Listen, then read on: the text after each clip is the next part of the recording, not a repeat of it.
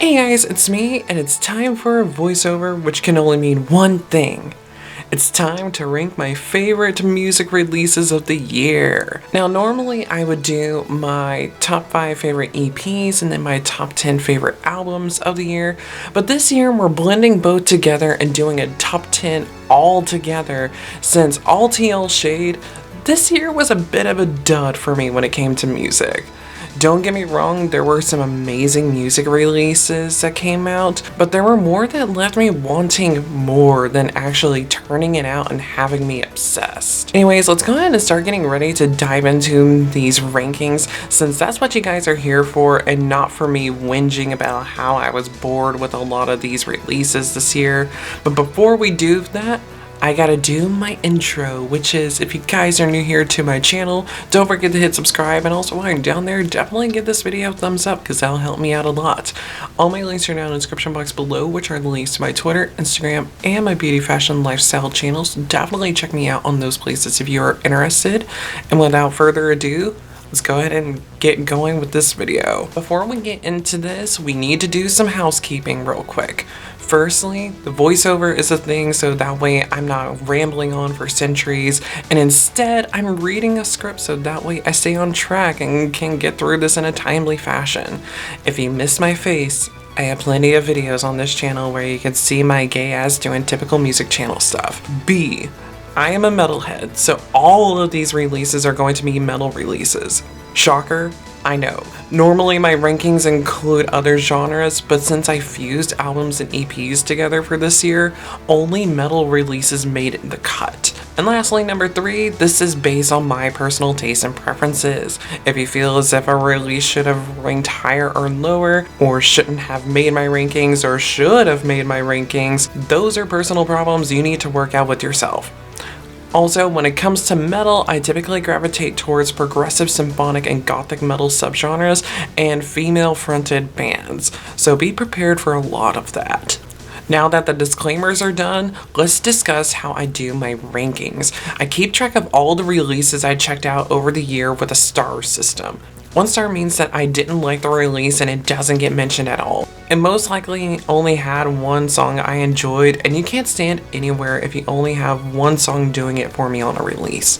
2 stars means I liked the release, but it was missing something. I overall enjoyed it and liked several songs, but wasn't obsessed with it.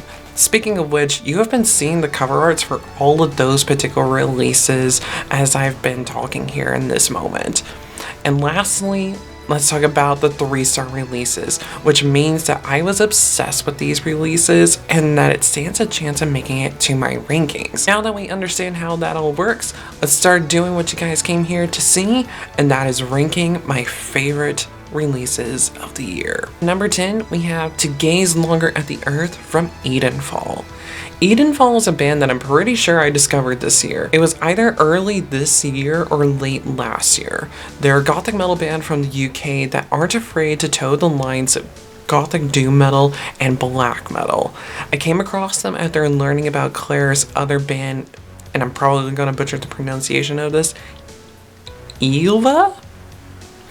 Not sure if I pronounced that correctly, I'll have it written up on the screen. But that band is a atmospheric black metal band, and so after hearing that band, I decided I wanted to check out her other project, and I wound up becoming very intrigued by Edenfall's sound after hearing The Wild Hunt, and just how insane of a track it is. Being beautiful, absolutely dark and intense, I was hooked and knew I wanted to check out the album once it was released. From those tracks that toe the lines of black metal to the dreary gothic metal tracks, this album will take you places. The atmosphere that this band creates is absolutely amazing, especially with the final track on the album, To Howl at an Orbless Sky. It's not often that I will find myself absolutely enthralled by a longer track from a band that's new to me, but that song is such a majestic ride from start to finish, very much like this album. And my 3 favorite songs off the album are The Wild Hunt, To Howl at an Orbless Sky, and Altar of Grief. Coming up at number 9, we have My Human Nature from Silent Utopia. This is another band that I discovered this year. I randomly came across the title track of the album either through YouTube or through Spotify one day, and I'm so glad I gave them the go. The title track is such an epic blend of symphonic metal and modern metal with some sick, djenty influences. Needless to say, I had to check out the full length once it dropped and it blew me away.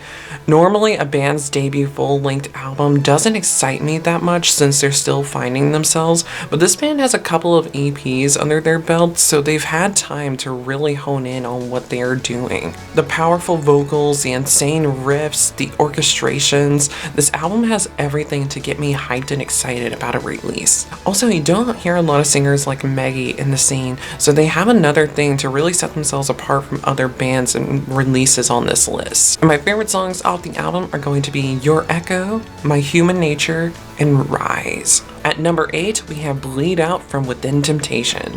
I'm not gonna lie, I was worried about this release. This album could have been close to not making my rankings if it wasn't for it being such a fun one. I've been a huge fan of these guys for well over a decade. They were the band that not only got me into metal music, but symphonic and gothic metal bands back when I was 12 going on 13. I'm 28 now. The reason I was worried was that half of the album had already been dropped prior to the release in singles, so I wasn't sure if there would be much variation between the other half. Obviously, I was proved wrong, and this album did some things to me. They really expanded upon the modern gothic metal vibe of Resist here, and dabbled with the symphonic element, and it works wonderfully. It was fun hearing them go full djenty goodness on some tracks, but you know it's not a Within Temptation release if Sharon isn't showing off them high notes we all know her to be capable of doing. This new direction is definitely not going to satisfy a lot of the OG listeners, but I'm so happy and excited to be witnessing this very different kind of evolution from them. And my favorite songs off of this album are going to be Don't Pray For Me, Wireless, and Cyanide Love. Coming up at number 7, we have The Fear of Fear from Spiritbox. I mean, should it come as no surprise that this banger of an EP would make it to my rankings? I'm not gonna lie, I wasn't sure what to expect with this release since I knew they were exploring their sound and shifting more towards rock with their previous release, Rotoscope.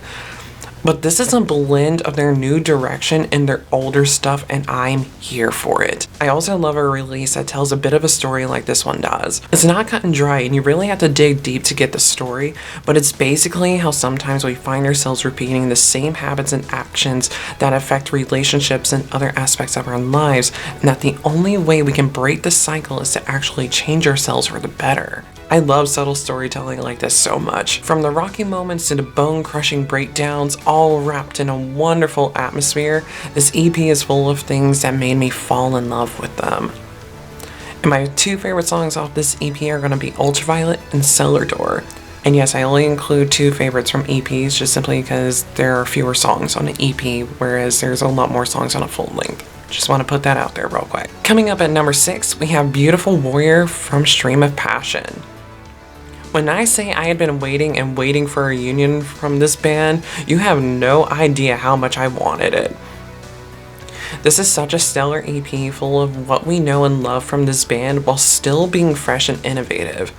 As always, Marcella did a great job at telling different stories and bringing some strong emotive vocals. I always love it when Marcella sings in Spanish, so I was definitely happy to hear some Spanish moments on this release. This is just such a beautiful and fun ride, and I'm just so happy that these guys are back.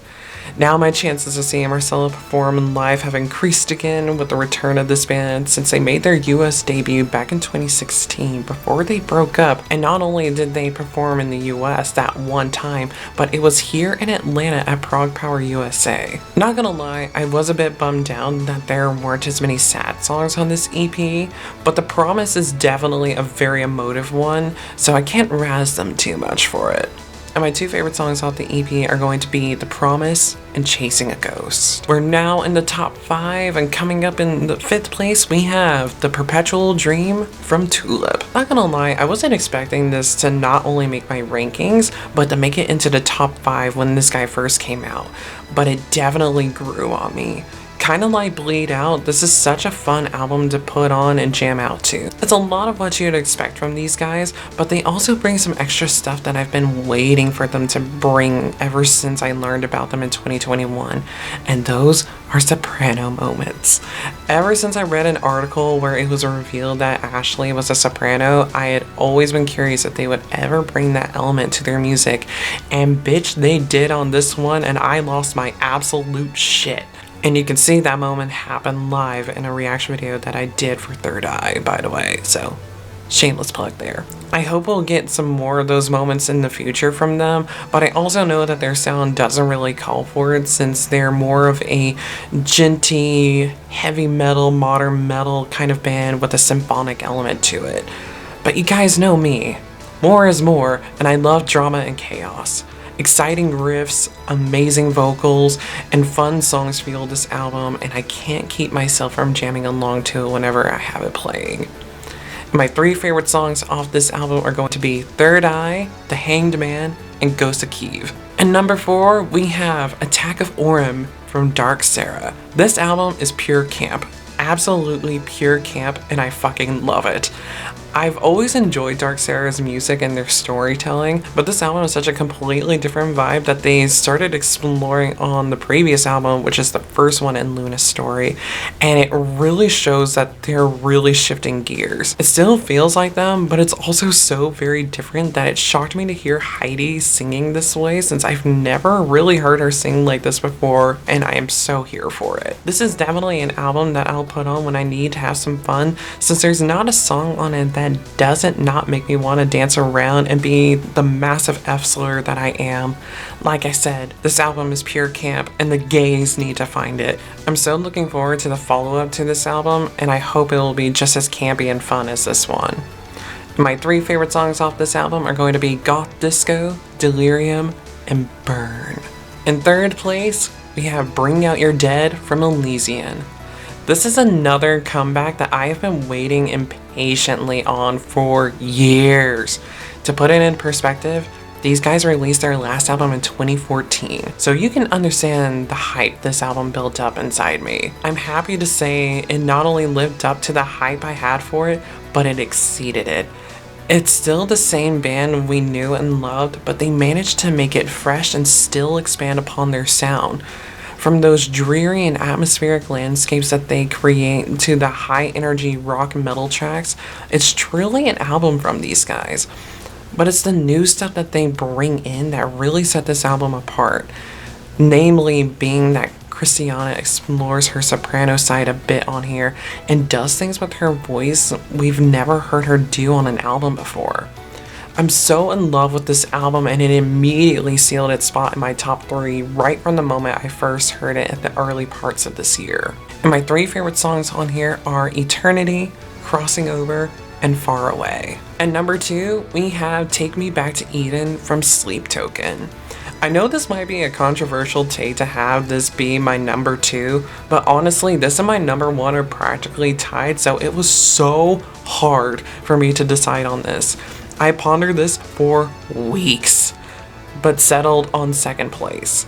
This album is absolutely amazing and full of so many epic and amazing moments. I liked their last album, but holy tits, this album is just everything and more. From the vocals to the production to the writing, it's a stellar album.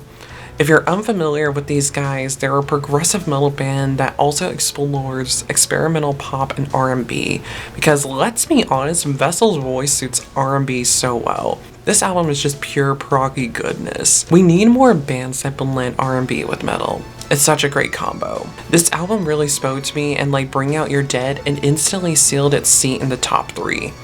I'm curious if these guys will be able to top this album for me, because this is just absolutely stellar. It's hard for a male singer to have me on the verge of tears, but this dude did the thing, and that alone is something to praise. And my 3 favorite songs off the album are going to be Ascensionism, Rain, and The Apparition. Now, before we get into my album of the year, we need to look at the albums that were close to making it to the list. These were my other 3-star albums, and they're all amazing and deserve being listened to if you haven't checked them out.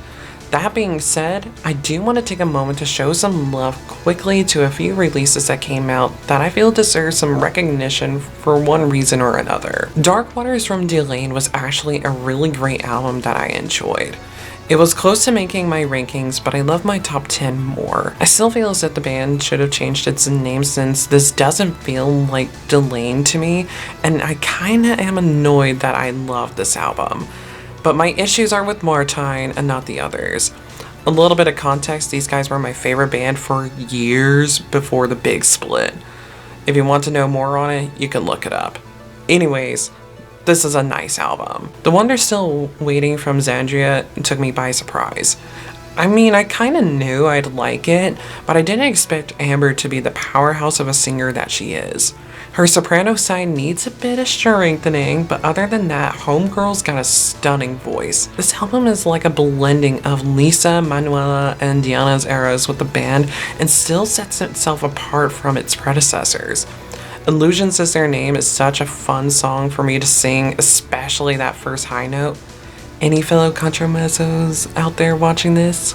Or am I alone out here? Where Truth May Lie from Enemy of Reality is a very solid release. My only complaint is that I wish that the orchestrations were much more dramatic and prominent like they were on their previous album, Arachne.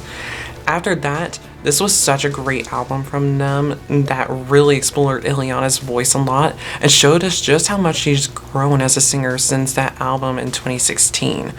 She's out here proving that she's not only a soprano with an insane vibrato, but she's also capable of doing some sick screams as well. Woven Into Ashes from Winter Sea was definitely a great piece of heavy proggy goodness. You really can feel the black metal influences from this band's beginnings on this one very clearly, and it's such a fun ride. This album has some amazing songs on it, but nothing prepared me for that closing track, No Tomorrow. I still look forward to the day that they finally make their way to the East Coast, more specifically here in Atlanta. Nox from Rainover was definitely worth the wait. This album had a massive delay that lasted, I think, nearly 2 years, and like I said, it was worth waiting for because it's beautiful. Full of so much beauty, emotion, and power, I couldn't not give it a shout out because it left such a massive impression on me. The atmosphere that this band is capable of creating is absolutely wonderful, and I cannot wait to see what else they come out with in the future. We Shall Remain from Elaine is definitely a fun release from them. It has a lot of what we know and love from them, very melodic tracks, strong orchestrations, heavy riffs, and powerful vocals. But they also explored some other avenues as well and dabbled with other vibes that are more dark and sinister. I hope to hear more of that side of them on a future release. This album definitely feels like an album for the fans at its core. Also, I hope I'll be able to see these guys live again one day. I know they're gonna be at Prog Power this year, which is held here in Atlanta, but I'm too broke to go.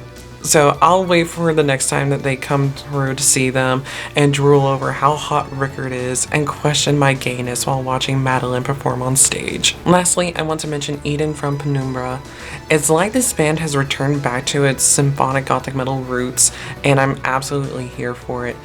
The industrial metal-esque sound that they went for years back was fun, but this suits them so well. It's such a beautiful album and really shows off just how much they've grown and evolved over the years. Also, the atmosphere that they create on this album is so beautiful. Beautiful choirs, lovely orchestrations, and powerful vocals really sell this album. And now it's time for the one, my album of the year, which is A Dark Euphony from Blackbriar. This album is absolutely gorgeous from start to finish. The thing that fully sold me to have this be my album of the year is the fact that there were many times that this album took me places that I never expected this band to take me. I never once thought that they'd release a song that would bring me to tears and have me crying in my car, but Forever and a Day is a song that did that for me. These guys keep getting better and better. I didn't think they could top The Cause's Shipwreck, but this album is such an amazing follow-up that continues to show the growth and evolution of this stunning band. The haunting vocals, the fantastical storytelling, the strong orchestrations, the gorgeous sound. What isn't there to love on this? I just can't get enough of this album. It was hard to choose just 3 favorite tracks off this album since every song is its own story and vibe. Also, I found out that they're finally going to be coming to the US on a tour with Battle Beast this spring, and they're coming to Atlanta. So you best believe I am going to do everything that I can do to see this band that I've been obsessed with since the beginning. And my 3 favorite songs off the album are going to be Cicada, Forever and a Day, and We Make Mist. And that, kids, is it. Those are my top 10 releases of the year. Did any of these releases make it onto your rankings? Did you find new bands to check out and fall in love with? What made it onto your rankings? Let me know all those things in the comments below. I'm probably not going to post for a little bit to enjoy the holiday season and to recover from working retail hell, so don't expect anything within the next week or 2. But I hope you all enjoyed this video and hearing me talk about some amazing bands and albums. And until I see you guys in my next video, whenever that might be, goodbye, and I hope you all have a happy holiday season and a happy new year.